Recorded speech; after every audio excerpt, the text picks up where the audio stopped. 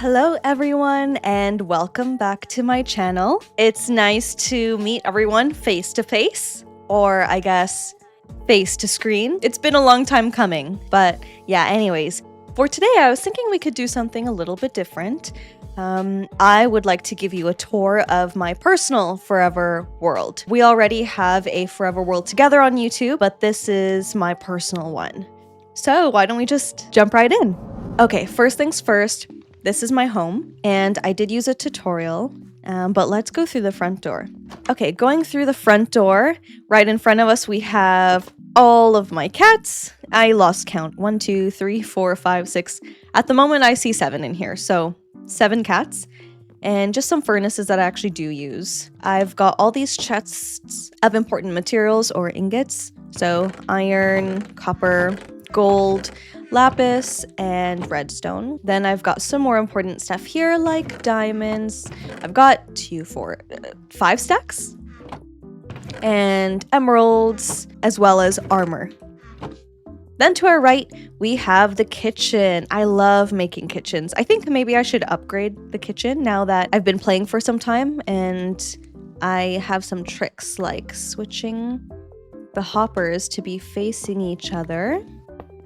Yeah, now it really looks like a range hood. Stove hood?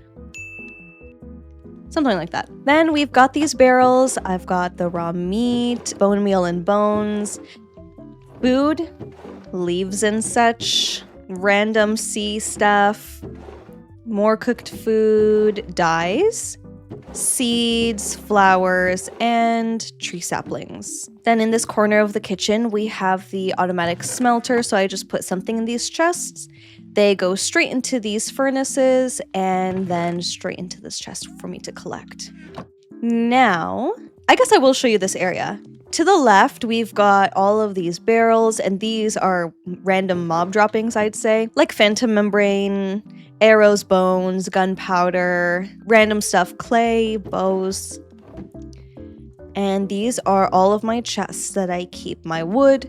I honestly never really overflow these chests because I'm constantly building and I just kind of get as much material as needed for the build. Under my stairs, as per usual, we've got my storage of all these different blocks. This is not comprehensive by any means, but yeah, so we've got stone, cobble, deep slate, diorite, if that's how you pronounce it, granite, etc. Moving along, we've got my cow crusher, which is a must in every single one of my homes. I don't really create a barn for them. I kind of just like to have a cow crusher and that's about it. For unlimited leather and beef. Above it is some decor, and then to the left is the automatic bone meal composter, automatic composter. So we put seeds in the top, they go down the hopper into the composter and then into my chest for bone meal. This is my tower. I think we'll come back to the tower. Let's go upstairs next. Okay, second floor. I forgot to preface that my first house is always a storage house, and I usually don't make another house, so there's just gonna be a lot of chests. On the second floor, we've got cool blocks that glow up, like shroom lights and magma blocks and glowstone, and then some random nether stuff. Okay, and we've got some nether blocks, basalt, nether wart block, warped blocks from the warped forest. Moving deeper into the second level, these are also random mob droppings, or yeah, like spider eyes or other things that I can collect, like smithing templates. And here it's empty. We've got another little section here, all for more storage, and it might be empty. Yeah, there's like nothing in here. But this is the overflow room in case there is some overflow. We have a balcony. Oh. Maybe that's for the best. I'll keep the view of the rest of the village a secret. Now, on the top floor, this is often where I like to keep my nether portal. So, yep, this is my nether portal, and I do love to grow the crimson trees out of my house, which is why actually if you look outside of the house, you can see these trees sticking out. They grow through the roof. But yeah, that is my nether portal. And then these are some more chests filled with nether blocks. And then we've got this hallway full of more storage. Surprise, surprise. So we've got keys from one of the trial chambers. If you didn't watch that video and you want to, go ahead. It's linked. And then I have breeze rods from the trial chambers as well. I've got nether bricks and ancient debris and ender pearls, you know, random stuff like that. I actually should give you a tour of my nether, because I do have interesting things. Okay, let's equip ourselves with the gold helmet and let's get into the nether. So I do have a house in the nether. Honestly, it's kind of cute. I tried. I think I was following a picture. It was quite difficult for me to actually find a tutorial that I liked. But I do keep around the place these warped fungus mushrooms. If you can see, it's like around the entirety of my place so that I don't have to worry about those hogs coming after me. So this is my nether home and we just go right through. Boop. Okay, down this way should be where my piglin trading center is. To our right, this is where I mine the ancient debris. I do use the bed tactic. I don't really use TNT because I don't really fight enough mobs to have TNT. But what's most important is this section here. Let's give this guy 4. And then we turn on the switch. And it should, yep, look, he's holding the gold. He's deciding what precious thing he wants to trade the gold for, and then he just tosses it down. And I get to pick it up down here. Let's see. So I got soul sand and some blackstone. Yeah, this is how I get random nether items. It's great. Let's do this guy here. 3. And we'll turn it on too. Off and on. And this guy. Okay, so let's see what they've been giving us. Yeah, so soul speed, iron boots, leather, string, nether bricks, obsidian, string, and leather. And back to this guy. Gravel. Yeah, so that's great. Let's go back up. That's really the only interesting part here. Okay, let's go home. Okay, that was fun. Now let's do a tour of the tower. Let's go into the tower and then I can show you a quick view of the rest of my village that I created. Okay, and there she is in all her glory. So that's the librarian house, which I'll give a proper tour of. This video might be long, by the way. Yeah, there's an overview of the iron golem farm over there and my crop farms. And it's in the middle of the jungle, right on a river. It's just beautiful. Let me show you. Okay, let's exit this way. I normally do exit that way. These are my automated crop farms. I have 4 of them, 2 for potato and carrots and 2 for wheat and beetroots. And they're semi-automated. So all you do is you press the button and the water flows and you have to go in and replant it yourself, which I like. I didn't want to take out every single aspect of farming in this game, so I wanted to keep some type of manual labor involved in it, just so that I have chores that I can do throughout the day. And there are barrels periodically around the place so that I can collect the stuff and save them there for later. Okay, and then going forward from our crop farms, this is the aquarium for my axolotls. So we've got 2. We've got a pink one and we've got a gold one. This is an abandoned building. But what it's really for is an underground lava farm. So we've got this, all the lava, and I don't use any of it, though I know I should be using it for my furnaces, many furnaces. This structure here is my cobblestone generator. I wanted it to be cute. Yes, it is very slow. It's very slow and not efficient whatsoever, but aesthetics over functionality clearly is what I cared for most when I was making this thing. And here we've got our iron golem farm, our automatic iron golem farm. Definitely something went wrong when I initially made it and I had to redo it. That happens every single time. I keep this here because periodically when it starts to get full, I just collect them and turn them into blocks. That way I can put them back and save space. This thing, if you can guess, is the automatic bamboo farm. So as the bamboo grows, once it gets to the certain height, the observer does something, and then it breaks and then falls into the... Yeah, can't really remember how I made it, but automatic bamboo farm. And then, since we're in the area of the automatic farms, this is the automatic sugarcane farm. It is double-sided, so if we go to the other side, there's more. Because just having like 6 rows is not enough. Since we're here, let's continue on with the farm. This is my automatic wool farm in every single different color that the sheeps can come in. So yeah, it's just beautiful. I never use it. Oh, there are beds here because this is how I get unlimited amount of beds for searching for ancient debris. Yeah, so I've got every color. Super beautiful. It was a pain, but it was worth it. Okay, and then this, I love this whimsical fantasy type house. This is, it was supposed to be my like brewing potion home, but I don't really know how to brew potions. So it never got any use, but I adore the style. I've got like water basins here, and the brewing stands, and the nether wart, and these ideally would actually be filled with the different types of ingredients that are needed for potions, but like I said, never got into potions. Yeah, I love this house. So amazing. And then right next door, this is actually the nether wart farm. I forgot how to harvest it so that it continues growing, but there's a way. So this is regenerable. Now I want to give you a tour of all of my villager homes. So my goal was to make one house for every different villager job type that there was, and I believe I completed them. Let's go left. This is the farmer's house. Go in, and it's quite simple design. You'll see that the insides of all of villager houses are pretty much the same. One of my daily chores is to harvest all the crops, and then with all the extras that I have, I come here and I trade for emeralds. So oftentimes there will be something in here.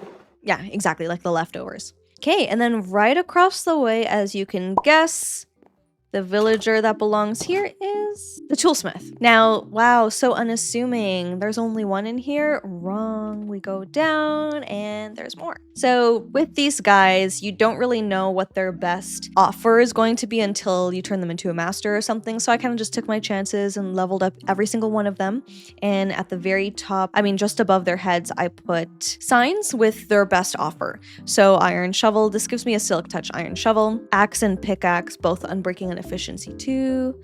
Iron axe has fortune unbreaking efficiency. This one has unbreaking 3 pickaxe, unbreaking and efficiency 2 shovel, unbreaking and efficiency 3 axe, silk touch, unbreaking 3 pickaxe, fortune 1 pickaxe, etc. Trading with these guys, I love it because I trade.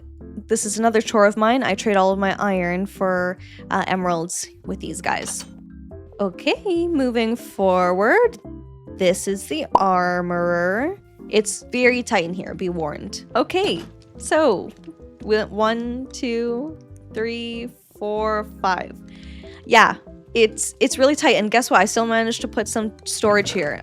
Clearly, storage is my only type of decor. But yeah, they're all mastered up. I kind of just, I don't know why I come in here. I come in here to trade for iron as well. Yes, the button's on the floor because there's nowhere else to put it. Okay, and then this one, as you can guess, this one must be the weaponsmiths. Yes, weaponsmiths also come in here to trade the iron. And then, of course, storage as decor. Oh yeah, see, iron here so that I can trade. Oh yeah, and then what they give me. Okay, out the door we go. Okay, we've got a couple more here. Let's go left to right. Oh gosh, okay. Back here, we've definitely got the cartographers because it's a observatory style house or tower. And we've got 3 of them because I never use them. So they're just here because I wanted them to exist. But on the bright side, this does also double as an actual tower. So we can see, barely, but we can see everything. Okay, next, this guy with all of the horses out here. These are the leather workers. And again, I don't have use for them. So there's only 2 in this cute little house. No big deal. Okay, and then moving forward. I realized in editing that I completely glossed over this house, which is the house for the fishermen. So we go inside, it's extremely tight. We only have 3 fishermen here and no storage, but it does the job. So anyways, let's get back to the tour. Honestly, I can see how this might make more sense for the leather worker house rather than the horses out front, but this is our butcher. So again, I barely use the butcher, so we'll only have 2. And I don't think I've ever even traded with this guy, so if I don't like his trades, I can just switch them out. And surprisingly enough, I actually don't have pig pens, so, or even a chicken coop, so that was next on my list to do. Okay, so that's the leather worker's house, and let's do this one next. This is the clerics. I surprisingly enough did trade with one of them until master. Yes, for glowstone and ender pearls. That's really primarily it. But we've got 1, 2, 3, 4, and of course storage. Next we go through here and we've got the Fletcher and the Shepherd, if that's what they're called. I can't remember. Let's see. Shepherds, yes. 1, 2, 3, 4, 5, 6. Yeah. Not much space here, but I do trade the wool for emeralds. And right across, we've got the Fletcher's home. Again, very tight. Don't use them at all. There is a second floor. Why? I don't know. Yeah, it's empty here because I do not need to have more Fletchers. But I could if I wanted to. Okay. Ah, yes. We have these stonemasons. 1, 2, 3, 4, 5. Yeah, just 5 of them. But we've got the stonemasons. And this is their like storage area. It's quite nice. The thing that I had just finished building was this villager breeding home. I liked the idea of it being attached via like tunnel. Also, I don't know where all of these iron golems are coming from. There must be a villager trapped somewhere with a zombie, or it's a glitch. Either way, this is my villager breeding house. There's no tutorial for this one. I did use my brain. Wow, there's so many of them. Upstairs is where all the beds are. And then these are all of them, I guess. Yeah. Okay, we're just about done here, but, oh, the library. Okay, saving the best for last. Oh, while I'm on my way to the library, I should explain this. This is a patch of, don't remember what this is called, but this is a patch of that type of ground in the Nether where you can actually grow the trees. So I basically just keep bone mealing this and then get the mushrooms from there. And then that's how I have unlimited amount of these trees. Okay, now my most favorite build. It took me forever because I only play in survival here. Yeah, this is my library.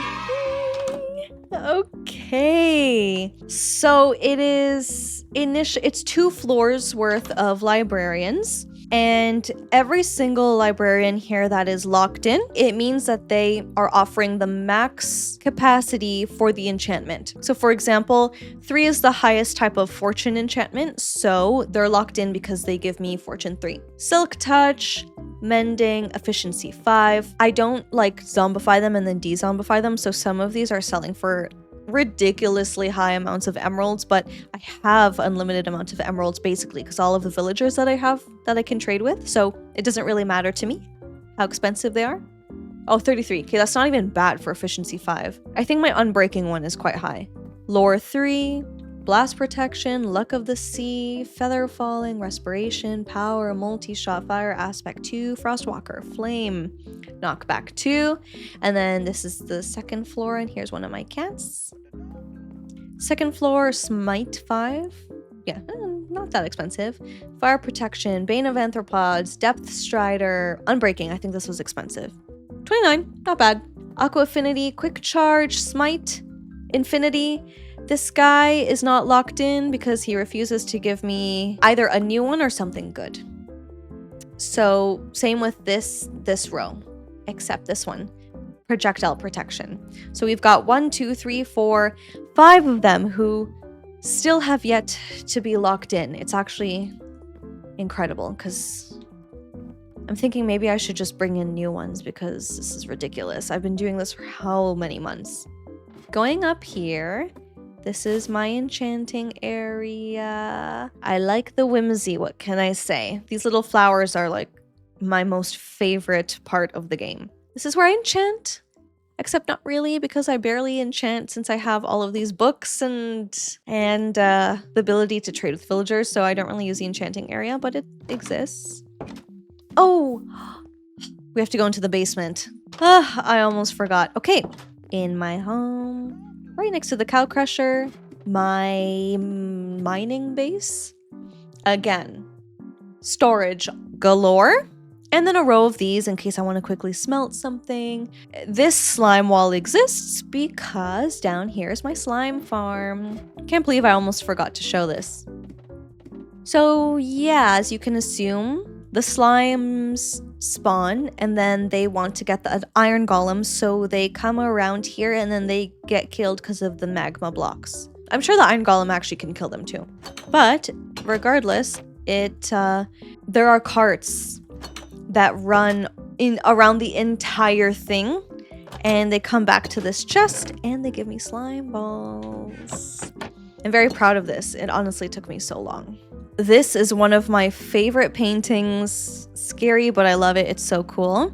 This is just a area for decor, and then these are the two ladders that I have. This one goes down to Y level -16. This one goes down to negative. Well, I made this before the update, so maybe -56 or 53 or something like that. So AKA diamonds, iron, coal, anything else. Okay, so this is my little mining base. Anytime I want to go mining, this is where I come. I believe that's everything. Okay, everyone, so I want to thank you so much for watching. I hope you like this video. If you have any questions or you're interested in seeing more or anything in particular, just let me know. But otherwise, I appreciate you being here and I will see you next time. Goodbye, everyone.